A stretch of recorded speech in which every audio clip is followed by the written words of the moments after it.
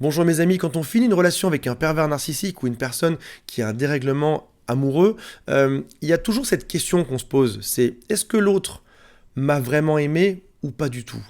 On sait que les pervers narcissiques ne sont pas capables de donner de l'amour, mais est-ce que finalement dans cette relation, il n'y a pas eu à un moment donné un peu d'amour, peut-être même au début, ce qui expliquerait qu'on a eu des enfants ensemble, ce qui expliquerait qu'on a passé autant de temps ensemble, ce qui expliquerait qu'on a eu autant de projets ensemble? Il y a forcément un peu d'amour. Donc, je vous propose qu'on réponde aujourd'hui à ces questions. Vous allez voir que c'est très simple, que ça se résume en 2 points. Quand on a compris ces 2 points, ça vient totalement changer notre cerveau et la perception qu'on a de l'autre. Et il est totalement légitime de se poser cette question. Surtout lorsqu'on a fréquenté un pervers narcissique. Surtout lorsque la relation s'est mal finie, que ça a été éprouvant pour nous. Alors, des fois, c'est éprouvant parce qu'on s'est fait rabaisser, qu'on s'est fait maltraiter. Mais ça peut être aussi qu'on s'est fait tromper, qu'on s'est fait manipuler, qu'on s'est fait avoir tout le long. On a besoin de savoir est-ce que derrière tout ça, il y a eu de l'amour ou pas? Alors, je propose qu'on voit ensemble ces 2 raisons. Avant tout, il y a 3 consignes à respecter. La première, j'adore les commentaires sous ces vidéos. Donc si vous pouvez, mettez-moi des commentaires. Je vous trouve extrêmement intelligent. J'adore votre façon de penser. J'adore même lire vos histoires. Donc mettez-moi un commentaire juste en dessous. Abonnez-vous à la chaîne pour recevoir en avant-première les notifications avant tout le monde. Pour ceci, il faut cliquer sur s'abonner, puis sur la petite cloche qui est juste à côté. Je vous rappelle aussi qu'il y a un test qui est 100% gratos. Ça s'appelle le test du pervers narcissique pour savoir si la personne que vous suspectez de l'être l'est ou pas. C'est dans le premier commentaire juste en dessous et également dans la description de cette vidéo. Alors la toute première chose qui est très importante à savoir, c'est que tout ceci, tout ce qu'on va voir ensemble, n'a rien à voir avec toi. J'ai une personne qui m'a appelé hier, qui m'a dit Antoine, voilà, je me sens dévasté. Même une personne qui est déréglée, qui est perverse, etc., m'a quitté. C'est vraiment le signe que je suis rien du tout. Stop. Non, non, stop. Ça n'a rien à voir avec toi. Donc, on arrête de se blâmer. Typiquement, c'est des phrases qu'on peut se dire comme je n'étais pas assez bien. Bah oui, je comprends que c'était un pervers narcissique, mais si j'avais été mieux, je pense qu'il m'aurait aimé. Non, non, pas du tout. En pensant ça, on rentre dans le jeu du pervers narcissique. Ça peut être aussi, j'ai fait quelque chose de mal, c'est pour ça que ça n'a pas marché, c'est pour ça qu'on s'est séparés, c'est pour ça qu'il n'y a pas eu d'amour. Non, non, stop. Non, non, tu as fait tout ce qu'il fallait. Pas de souci. C'est le pervers narcissique qui te fait croire que tu n'étais pas assez bien, que tu avais fait des choses de mal alors que tout se passait bien. Ça peut être aussi, j'étais pas à la hauteur, j'ai déjà eu bien de la chance que l'autre s'intéresse à moi. Alors là, on est dans autre chose, là, on est sur un schéma de dépendance ou de codépendance. Pas du tout, t'as pas besoin d'être à la hauteur pour être aimé. L'amour ne dépend pas de ta valeur, de qui tu es. L'amour est censé être universel, que tu donnes ou pas, que tu prennes ou pas. L'amour ne devrait pas changer en fait derrière. J'étais pas assez beau, pas assez belle, oui, ça aussi. Pavinci qui est très bon là-dedans pour te dévaloriser. Je n'avais pas assez confiance en moi, bah oui, là aussi, encore une fois, c'est normal. Quand on te détruit tout le long, au bout d'un moment, tu perds un peu ta confiance, et après ça, on peut même te reprocher d'avoir perdu confiance. Ça, c'est juste magique. Ça peut être aussi, j'ai pas donné assez. Alors, dans le couple pervers narcissique et codépendant, il y a quelque chose qui est génial. Le codépendant donne en permanence. Le pervers narcissique prend en permanence. Et bien évidemment, pour le pervers narcissique, ce n'est jamais suffisant. Donc a priori, je n'ai pas donné assez. Oui, c'est ce que l'autre t'a dit. En réalité, je pense que tu as déjà donné à peu près 1000 fois plus que lui. Ou qu'elle. Je vous rappelle qu'il y a 50% d'hommes pervers narcissiques, 50% de femmes. On est à égalité. Si seulement j'avais su que... Alors là, c'est un peu différent. Si seulement j'avais compris avant que c'était un pervers narcissique, alors dans ce cas-là, j'aurais pu agir, mettre des limites. J'aurais même pu être heureux avec mon pervers narcissique en sachant mettre des limites. Non, non plus. Je vous rappelle qu'on n'est jamais heureux avec un pervers narcissique, qu'on sache mettre des limites ou pas. La meilleure limite à mettre avec un pervers narcissique, c'est une porte qui se ferme. Ça, c'est une bonne limite. Comme ça, on n'est plus avec eux. Le rôle du pervers narcissique est de te faire douter. Et malheureusement, on peut arriver sur un schéma que vous avez peut-être aujourd'hui, sur lequel on va travailler aujourd'hui, c'est ce que je vous propose. Si tu ne m'aimes pas, c'est que je n'étais pas assez X, Y, Z. Si l'autre ne m'aime pas, c'est que je n'étais pas assez beau, c'est que je n'étais pas assez intelligent, c'est que je n'ai pas assez donné, c'est etc. Parce que pour le codépendant, l'amour peut devenir une récompense. Je vais vous donner un exemple de ça. Quand vous étiez jeune, si jamais vous aviez un père qui était codépendant. Alors, pour rappel, la différence entre la codépendance et la dépendance affective, c'est que la codépendance, on est heureux si l'autre en face de nous est heureux. si jamais l'autre en face de nous est triste, alors dans ce cas-là, on sera triste également. Donc, peut-être que vous aviez un père qui était codépendant de votre mère. J'ai pris des exemples au hasard. Peut-être que vous aviez une mère qui était narcissique ou qui en avait certains traits. Du coup, ils n'ont pas eu beaucoup d'amour à vous donner. Peut-être que voilà, vous avez eu des lacunes par rapport à ça, vos limites n'étaient pas très claires, et peut-être que vous avez dû beaucoup donner pour être reconnu par vos parents. Un exemple très simple, si jamais tu fais pas tes devoirs, maman arrêtera de t'aimer. Là, typiquement, on est dans je dois donner quelque chose pour avoir en récompense l'amour de ma mère. Si jamais tu n'as pas un métier qui est suffisamment bien, etc., dans ce cas-là, ta mère sera triste ou ton père sera fâché. Là, encore une fois, on voit quel est le rapport entre mon job et le fait que tu m'aimes ou pas. T'es ma mère, t'es mon père, t'es censé m'aimer quoi qu'il se passe. Même s'il était un tueur en série, j'ai vu le procès de Fourniret à la télévision il y a quelques jours. Sa mère monte à la barre et elle dit devant tout le monde, Fourniret était clairement coupable. C'était une horreur, une horreur. Elle est montée à la barre, elle a dit je pense que vous vous trompez sur mon fils. C'est un bon garçon et je suis de son côté. Et tous les jurys se sont regardés en disant waouh. C'est un amour, bon, c'est un amour bizarre, mais c'est un amour inconditionnel. Les parents devraient avoir un amour inconditionnel. Mais peut-être qu'à un moment donné, dans notre enfance, on a fait la confusion entre amour et récompense. Je dois plus donner pour être aimé. Non, il n'y a rien de besoin de donner pour être aimé. On est aimé ou on n'est pas aimé. Et probablement que du côté du pervers narcissique, il y a eu un dérèglement à peu près similaire. Le pervers narcissique qui a été élevé et qui a pris le modèle probablement du parent qui était narcissique, qui était déréglé, a récupéré ça. Il a un amour conditionnel, c'est-à-dire que il te prend, parce que c'est sa façon d'exister. On en reparlera de ça juste après. Donc, il faut savoir que le fait de s'en vouloir peut donner un sentiment de contrôle. Je m'en veux, j'aurais dû changer quelque chose, je n'ai pas été assez bon, j'aurais dû être plus beau, j'aurais dû être plus sportif, j'aurais dû perdre du poids, j'aurais dû plus donner, j'aurais dû plus aimer, j'aurais dû me comporter mieux, j'aurais dû penser à lui offrir ci et ça. Ça nous donne après coup un sentiment de contrôle. Je m'en veux, donc je comprends ce qui s'est passé et c'est quelque chose que je vais pouvoir rétablir, par exemple en recontactant le pervers narcissique ou dans ma prochaine relation. J'analyse ce qui se passe et ça me donne un sentiment de contrôle. D'un côté, il y a une partie qui est saine. Par exemple, regardez cette vidéo, il y a quelque chose de sain, ça. On essaye de comprendre ce qui se passe et d'analyser. C'est chouette. Maintenant, la dérive, ça pourrait être de trop y penser, de trop se remettre en question. Une personne qui est codépendante est une personne qui se remet énormément en question. D'ailleurs, dans votre couple avec le pervers narcissique, c'est probablement vous qui est allé voir un psy et non pas le pervers narcissique.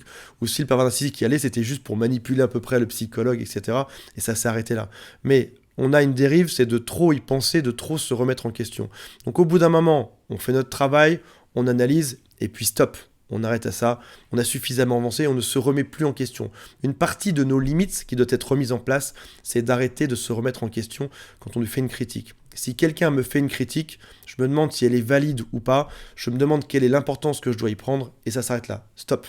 Si jamais c'est une bonne critique, je la prends en compte. Si j'estime que c'est une mauvaise critique, je ne la prends pas en compte et je ne me remets pas en question. Un pervers narcissique, et c'est ça le deuxième point important de cette vidéo, qui dans la littérature s'appelle plutôt une personne qui a un trouble de la personnalité narcissique, si vous allez voir sur Wikipédia ou dans un bouquin de psychologie, c'est une personne qui ne sait pas aimer. Alors, il y a deux choses qu'il ne sait pas aimer. Il ne sait pas s'aimer soi-même et il ne sait pas non plus aimer les autres. C'est une personne qui n'a pas de compassion. C'est une personne, par exemple, dans son enfance, qui n'a pas appris à prendre soin des autres. C'est une personne qui n'a pas non plus appris à avoir de l'empathie. Parce qu'il a juste pas été éduqué comme ça. Un pervers narcissique, on l'a vu, ça se passe avant 7 ans, disons entre 3 et 7 ans, c'est là qu'il est éduqué de cette manière et que c'est là que ça se passe, que la déformation se passe et qu'il reste à peu près dans son cerveau dans l'enfance, alors que son corps grandit pour devenir adulte. C'est ce qui explique parfois des crises qui sont quasiment infantiles, comme un enfant qui ferait des rages, qui serait pas content, qui veut quelque chose, qui implique, qui exige d'avoir quelque chose en face de lui. Donc, il a probablement également un parent narcissique et peut-être également un parent qui est codépendant. Quand le pervers narcissique veut quelque chose, c'est maintenant. Un peu comme un enfant, un peu comme quelqu'un qui n'aurait pas grandi dans sa tête. Ça peut être une personne qui a soit été élevée comme un enfant prodige quand il était jeune, comme un enfant en or, quand il était jeune, qui n'a jamais eu de limites, qui n'a jamais eu d'apprentissage sur ce qui était bien ou pas. On lui a probablement dit Si jamais tu fais une bêtise, tu auras une punition. Il n'a probablement jamais eu ça. C'est ce qui fait que derrière, il ne sait pas exactement où sont les limites. On ne lui a jamais imposé de limites étant jeune. Ou ça peut être soit aussi quelqu'un qui a été élevé extrêmement à la dure et qui du coup reproduit ça par la suite. J'ai dû faire ça quand j'étais jeune, mon père m'a manipulé quand j'étais jeune et donc du coup je me manipulerai quand je serai plus vieux parce que c'est comme ça que ça fonctionne, c'est ça que j'ai appris. On se rappelle que l'amour doit avoir quelque chose d'inconditionnel. Typiquement, une phrase qui est très dérangeante chez les pervers narcissiques, c'est « si tu m'aimais vraiment, tu m'offrirais ce genre de cadeau ». La condition, si tu m'aimais, tu m'offrirais. Donc là, on arrive sur de l'amour conditionnel. Je pense que je pourrais m'engager avec toi à condition que tu fasses des efforts dans patati patata. Encore une fois, on est sur des phrases de pervers narcissiques qui sont conditionnelles. Donc pour avoir de l'amour, il faut le mériter en donnant beaucoup plus. Et c'est un puits qui est sans fond d'ailleurs au passage. Et c'est souvent des gens qui ont appris que quand ils manipulaient quelqu'un, ils obtenaient ce qu'ils voulaient. Alors, il y a quelque chose qui est intéressant là-dedans, c'est que quand on est codépendant, quand on est dépendant affectif ou quand on est juste, appelons ça, quand on est une personne qui a beaucoup d'amour à donner, qui est gentil, on se dit que on aime de cette manière-là, en donnant beaucoup, en prenant soin des gens, en faisant des efforts, etc. Et on se dit que l'autre en face devrait être pareil, parce qu'on pense que notre façon d'aimer doit être la même chez tout le monde. Ce qui est étrangement totalement faux. Les gens peuvent tous aimer à leur manière. Dire que si pour vous, aimer, c'est faire beaucoup de cadeaux, c'est dire des je t'aime ou c'est le montrer, peut-être que pour quelqu'un d'autre, ce sera juste être présent près de vous ou veiller sur vous, etc. Donc déjà, la première chose qu'il faut savoir, c'est que on a tous des façons différentes d'aimer. Il ne faut pas attendre la réciprocité. Deuxième chose qu'il faut savoir, c'est que dans tous les cas, les pervers narcissiques n'ont pas cet amour à donner. Donc on est en train d'attendre que l'autre en face de nous donne la même chose que ce que nous on donne, donc on va donner de manière désespérée tout cet amour pour en grappiller un petit peu, pour en obtenir un petit peu, dans un schéma qui est totalement impossible. Le pervers narcissique n'est pas capable de donner de l'amour. Alors avant de passer à la dernière partie qui est à mon sens la plus importante, j'aimerais juste vous rappeler que vous pouvez mettre un commentaire, vous pouvez vous abonner et cliquer sur la petite cloche. C'est pas impératif ce que je vous dis, c'est si vous le souhaitez. Vous pouvez cliquer dessus, s'abonner, cliquer sur la cloche. Je rappelle aussi qu'il y a le test du pervers narcissique pour savoir si la personne que vous suspectez d'être pervers narcissique l'est vraiment ou pas. Beaucoup de gens me contactent chaque jour et me disent « Antoine, mon ex a, ou mon père, ou mon collègue de travail a 25 points sur 26 du pervers narcissique, donc c'est très très grave, etc. » D'autres me disent au contraire, ça va, il n'y a que 2 ou 3, donc a priori il n'y a pas de souci, mais c'est très intéressant à faire. Et même de faire le test fait qu'on va se rappeler de séquences qu'on a vécues avec l'autre dans des moments de manipulation, etc. J'aimerais partir sur un dernier point dans cette vidéo, qui est le fait de bosser sur sa confiance en soi. On a parlé tout à l'heure de « il me quitte, donc je suis nul ». La personne ne veut pas de moi, cette personne ne veut pas de moi, donc ça veut dire que je ne vaux rien. Il y a quelque chose qui est très important de savoir dans la vie, c'est que les gens sont aimantés avec des gens qui sont complémentaires. Typiquement, on l'a vu, un couple qui est extrêmement solide et complètement défaillant, c'est pervers narcissique, codépendant. Ça s'accroche de manière maximale. Le pervers narcissique est une personne qui prend. La personne qui est codépendante va donner. On a la combinaison parfaite pour en sortir. Si jamais on veut sortir de ça, on comprend bien que on a 2 cas de figure. Le premier cas de figure, c'est de se dire « je vais éviter les pervers narcissiques pour tomber sur quelqu'un qui est comme moi, qui aime comme moi, qui sera codépendant aussi. » Donc là, on va tomber sur 2 personnes qui sont codépendantes. Ça marche à peu près, c'est pas forcément le schéma de rêve. Ou alors, ce qu'il faut se dire, et pour changer, c'est qu'il faut réduire sa propre codépendance. Il faut se changer soi-même pour attirer après ça à soi d'autres personnes. Il y a des études qui sont phénoménales au sujet de Tinder, je n'ai aucun lien avec eux, c'est pas de publicité, au sujet de Tinder, et ça peut être Tinder, n'importe quel autre site de rencontre, marcheur aussi, qui montre la chose suivante: on tombe toujours sur le même type de personnes, et la raison est simple, parce qu'au début on n'a que la photo d'autres sur Tinder, donc on ne sait même pas la description, parfois il y a quelques mots qui sont indiqués, mais c'est rare. La raison est que on serait capable, le cerveau humain serait capable d'analyser des morphotypes et de savoir exactement si la personne en face de nous est une personne de type pervers narcissique ou codépendante ou gentille, etc. Comment est-ce que ça se voit? Ça peut être, alors ils sont en pleine étude dessus et je trouve ça fascinant, ça pourrait être sur une forme du visage qui fait que le narcissique pourrait peut-être avoir le front qui est un peu plus, les traits qui sont un peu plus durs, etc. On ne sait pas exactement ce que l'œil et le cerveau est capable de repérer. Ça peut être aussi sur le choix des photos. Il y a des gens qui mettent des photos qui sont en toute gentillesse, en toute transparence, qui se livrent beaucoup sur leurs photos, et d'autres qui au contraire vont totalement masquer. Ils auront déjà ce masque devant eux qui est prêt, ce sera dans des environnements qui seront simulés, avec des gens qui seront totalement faux à côté d'eux, avec des habits qui maquillent une partie de leurs choses, ou des choses qui vont venir cacher leurs yeux, etc.